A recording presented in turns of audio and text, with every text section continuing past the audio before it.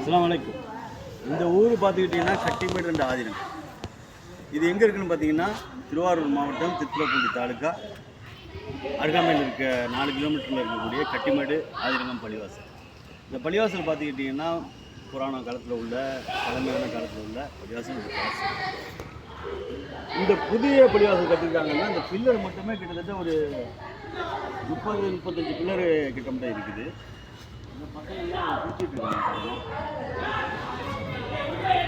இந்த பசங்க அழகாக பலூன் வச்சு குளிச்சுட்டு இருக்காங்க. ஆழம் அதிகம் இல்லை, அதனால் இந்த பசங்க தைரியமாக குளிச்சுட்டு இருக்காங்க.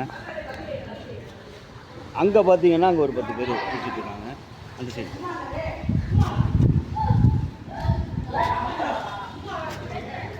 பள்ளிவாசல் கட்டுறதுக்கு பெரிய பாடுபட்டது என்னன்னா, இந்த ஊர் இளைஞர்கள் எல்லாமே என்ன பண்ணியிருக்காங்கன்னா, இந்த ஊரில் வந்து எல்லாருமே ஒற்றுமையாக இந்த பில்லரை போடணும், யாரும் ஆள்லாம் வச்சு போட வேணாம் அப்படின்னு சொல்லிட்டு இந்த பில்லர்லாம் வந்து எல்லாருமே பசங்களாக போட்டது. அதனால தான் இந்த பள்ளிவாசல் உருவாகி நிறைய வேலைகள்லாம் பார்த்து அருமையாக இருக்குது. இந்த பிள்ளைகளோட நம்ம